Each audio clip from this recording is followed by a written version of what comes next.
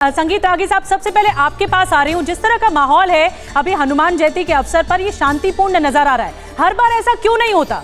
क्या एडवाइजरी जारी होगी, उसी के बाद ये एक्शन लिया जाएगा, उसी के बाद ही लोग इस तरह संयमित तौर पे आगे बढ़ेंगे त्योहारों के साथ? क्यों उपद्रवी हावी हो जाते हैं, पहले हमने देखा तो? संगीत रागी जी,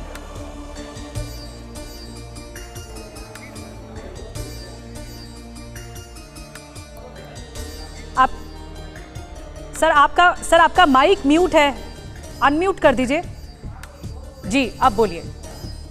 पहली बात तो कि उपद्रव वहीं होता है जो मुस्लिम बहुल इलाका होता है भारत के अंदर, और जो आरोप लगता है वो ये आरोप लगता है कि चूंकि डीजे बजाया जाता है, जो प्रोसेशन में लोग भाषा यूज करते हैं, उस कारण से इस प्रकार की चीजें होती हैं, प्रतिक्रिया होती है मुस्लिम समाज की तरफ से। तो ये समझ में नहीं आता है कि मस्जिदों के अंदर, अपने घरों के अंदर क्या वो पत्थर जो है वो सुनियोजित तरीके से रखते हैं या वो एकाएक आ जाता है।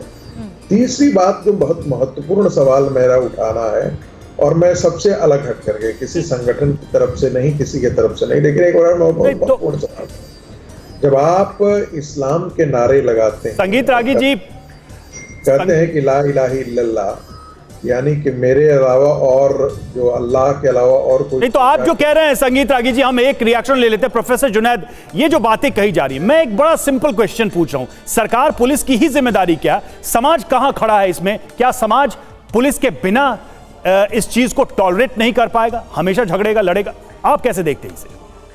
देखिए, जब हमारा मुल्क आज़ाद हुआ था तो हमने जिस संविधान के साथ हम वचनबद्ध हैं, और ख़ास तौर से जिस समाज को हमने स्वीकार किया था, उसकी सबसे बड़ी बात यही थी कि डिफरेंट आस्था और पूजा पद्धति के लोग एक साथ मिलकर के नेशन की तामीर करेंगे। अब सवाल ये पैदा होता है, इस अप्रोच से जो भी हटता है वो गलत है। मैं आपको एक चीज बताना जरूरी समझता हूं, अकॉर्डिंग नहीं, मैं इसको स्ट्रेट कर रहा हूं आपके लिए। संगीत रागी ने कहा कि मुस्लिम इलाकों से हनुमान जी की यात्रा निकले, राम जी की यात्रा निकले, वहीं पत्थर चलते हैं। मुझे इसका आंसर बताइए, उनका जवाब दीजिए। मैं इसी तरफ आ जा रहा हूं। मैं आपको बता दूं, अकॉर्डिंग टू इस्लाम बिल्कुल गलत है कि किसी की भी आस्था और पूजा पद्धति के साथ किसी भी तरह का मजाक किया जाए। तो इस्लाम के अकॉर्डिंग तो बिल्कुल गलत है, कानून के एतबार से भी गलत है। मैं हमेशा ये कहते हुए आ रहा हूं कि दंगा करा करके सिर्फ और सिर्फ मुसलमानों का नुकसान होता है, तो क्यों ये दंगा करेंगे?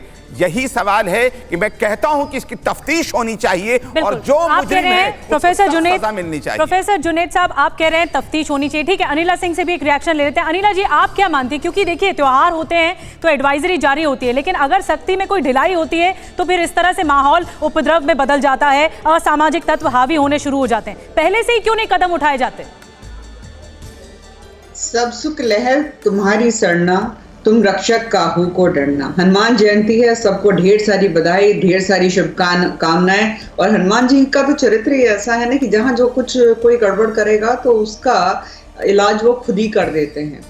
तो यहाँ पर हमने देखा है, देखिए, इतिहास गवाह है कि जिस प्रकार से जब भी कोई हिंदू त्योहार होता है, उसका जो एक जलसा निकलता है या यात्रा निकलती है, क्यों उसके ऊपर हमला होता है भाई? अगर हम हनुमान जयंती की बात कर लेते हैं तो 2015 में नीमच में पथराव, हाँ 2018 में पाली में पथराव, आंध्र प्रदेश में 2022 में कुर्नूल में, अमरावती में, उत्तराखंड में, आंध्र प्रदेश में। अनिला जी, ये घटनाएं हैं और ये दुखद हैं, कोई इससे सहमत नहीं है, लेकिन इसके मूल में हमें जाना होगा। आज हम इसी पे बातचीत कर रहे हैं, चर्चा कर रहे हैं, इसको रोका कैसे जाए। देखिए, हम लौट रहे हैं, हमारे साथ जीत भाटिया, हमारे एक सहयोगी जुड़े हुए हैं नगरी से, सीधे चलेंगे उनके पास। जीत, जरा तस्वीरें दिखाइए, क्या माहौल है इस वक्त वहां पर आज हनुमान जयंती के मौके पर?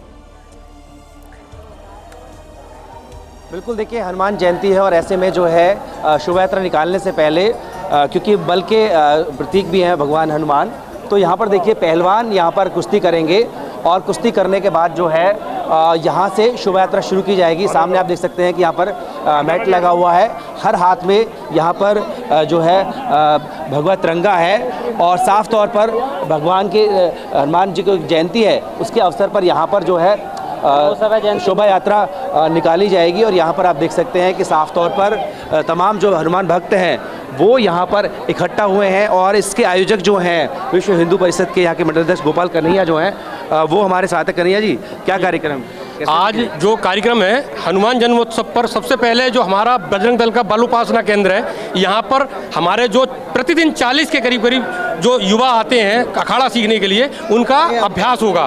उसके फिर यहाँ से हम शोभा यात्रा के लिए निकलेंगे। बनी रहे इसके लिए क्या प्रबंध? इसके लिए हमने 40-50 वॉलेंटियर हर चौक पर लगाए हुए हैं जो शांति सुरक्षा व्यवस्था को देखते हुए हैं, और पुलिस प्रशासन भी मुस्तैद लगा हुआ है। बिल्कुल कुछ हिदायत भी दी है शोभा यात्रा में जो निकलेंगे कि किसी तरीके की अशांति पैदा ना हो, कोई सावे में ना आए?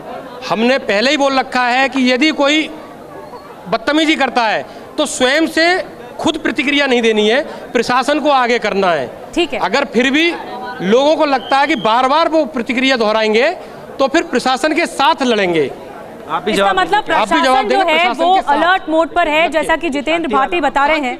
प्रशासन इस वक्त अलर्ट मोड पर है क्योंकि रामनवमी में इस हालात देखे लोगों ने कि क्या किस देश में अलग अलग राज्यों में किस तरह के हालात थे, कैसे हिंसा भड़की, तो इसीलिए फूंक फूंक कर कदम उठाया जा रहा है।